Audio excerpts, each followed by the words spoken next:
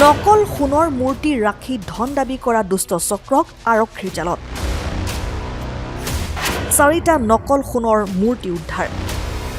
গোসাইগাঁও মহকুমাৰ সাপকাটা অঞ্চলত এক চাঞ্চল্যকৰ ঘটনা পোহৰলৈ আহিছে। সোণৰ নকল মূৰ্তি বনাই মানুহৰ ঘৰত ৰাখি ফোনযোগে প্ৰলোভন দেখুৱাই ধন দাবী কৰা এক দুষ্ট চক্ৰৰ বিৰুদ্ধে আৰক্ষীয়ে অভিযান চলাই দুজনক আটক কৰিবলৈ সক্ষম হয়। প্ৰাপ্ত তথ্য অনুসৰি স্থানীয় ৰাইজৰ সহযোগত সাপকাটা আৰক্ষী চকীৰ ভাৰপ্ৰাপ্ত বিষয়া ৰাজীৱ কলিতাৰ নেতৃত্বত আৰক্ষীৰ এটা দলে 2 নং হাওৰিয়া পেট অঞ্চলত অভিযান চলাই আৰক্ষীয়ে ঘৰৰ পৰা কুদ্দুছ আলীক আটক কৰে। ইফালে এই ঘটনাৰ সৈতে সাপকাটাৰ আন এজন জড়িত অভিযুক্ত আৰক্ষীৰ উপস্থিতিৰ ৰুমান পাই ঘৰৰ খিৰিকী ভাঙি পলায়ন কৰে যদিও সক্ৰিয় ভূমিকালৈ ৰকমত আলীকো আটক কৰে। উল্লেখ্য যে এই বৃহৎ দুষ্ট চক্ৰটোৱে নকল সোণৰ মূৰ্তি মানুহৰ ঘৰৰ আশে পাশে গোপনে ৰাখি ফোনযোগে বিভিন্ন প্ৰলোভন দিয়ে।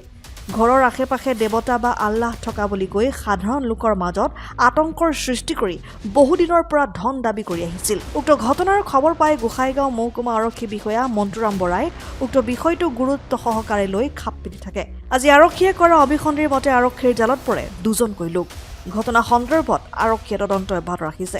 এটা খবৰ আহি আছে, বিশেষকৈ গোসাইগাঁও এৰিয়া আৰু মেইনলি সাপকাটা এৰিয়াৰ পৰা এটা খবৰ আহি আছে যে কিছুমান দুষ্কৃতিকাৰীয়ে কোনোবা মানুহৰ মোবাইল নম্বৰ কালেক্ট কৰি পেলাই তেওঁলোকক ফোন কৰে যে আপোনালোকৰ ঘৰৰ অমুক চাইডে এটা মূৰ্তি দেখা দিছে, আপোনালোকৰ এটা ভাল খবৰ আহিছে, ক'ৰবাতকৈ এখন মানে বগা গামোচা আছে, আপোনালোকে সেইটো মানে ভালকৈ পূজা পাতল ধৰ্মীয় সকলো নীতি নিয়ম কৰি পেলাই মানে পূজা পাতল কৰি বা হিন্দু ধৰ্ম হ'লে হিন্দু ধৰ্মৰ মতে বা মুছলিম ধৰ্ম হ'লে মুছলিম ধৰ্মৰ মতে ৰীতিগত কৰি পেলাই তেওঁলোকে কিবা কিবি বস্তু দান দক্ষিণা কৰিলে, টকা পইচা দান দক্ষিণা কৰিলে সেই মূৰ্তিটো হওক বা ওলাই পৰিব। গতিকে তেওঁলোকক এনেকৈ প্ৰলোভিত কৰে, মটিভেটেড কৰি লৈ পেলাই তেওঁলোকক শেষত কয় যে আপোনালোকে অমুক জেগাত ইমান হাজাৰ টকা বা 1 লাখ টকা মানে এটা পৰিমাণ এটা তেওঁলোকক থৈ আহিব কয়। আৰু মানুহবিলাকে মানে লোভৰ বশৱৰ্তী হৈ যদি তেওঁলোকে এটা সোণৰ মূৰ্তিয়ে পায় গতিকেতো বহুত টকা পাই যাব, তেনেকুৱা ধৰণৰ কিছুমান বশৱৰ্তী হৈ পেলাই তেওঁলোকে সেই মানুহজনৰ কথা মতে গৈ পেলাই যিটো জেগাত কয় সেই জেগাত পইচাটো থৈ আহি ঘূৰি অহাৰ পিছত আকৌ তেওঁলোকক কয় যে আপোনালোকে অমুক জেগাত চাব, মই সপোনত দেখিছোঁ অমুক জেগাত চাব যে আপোনালোকে মূৰ্তিটো পাই যাব, সোণৰ মূৰ্তিটো।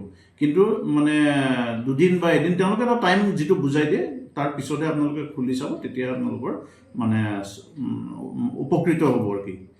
সংক্ৰান্তে তেতিয়া আমি 2জন মানুহ আটক কৰিছোঁ, ৰকমত আলী আৰু কুদ্দুছ আলী, আৰু 4টা আমি তেওঁলোকৰ ষ্টেটমেণ্টৰ ওপৰত গৈ আৰু আমাৰ চ'ৰ্চৰ ওপৰত ডিপেণ্ড কৰি IC সাপকাটাই 4টা মূৰ্তি ৰিকভাৰী কৰিছে।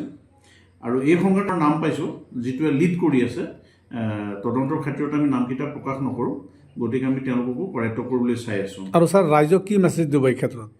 আৰু ইয়াৰ দ্বাৰা আমি আপোনালোকৰ থ্ৰুদি ৰাইজক জনাব বিচাৰিছোঁ যে প্ৰলোভিত হৈ পেলাই মানে প্ৰলোভনৰ আশাত গৈ পেলাই এনেকুৱা ধৰণৰ ভুৱা বাতৰি ভুৱা খবৰত মানে আশ্বস্তিত হ'ব নালাগে। তেওঁলোকে জাজমেণ্ট কৰিবলৈ কিমান সত্য কিমান মিছা কিমান সঁচা সেইটো জাজমেণ্ট কৰিহে আগুৱাব লাগে। এনেকুৱা ভুৱা বাতৰিত যাতে ভুৱা কথাত তেওঁলোক মানে আশ্বস্তিত হ'ব নালাগে। Thank you. News desk report N24 Assam.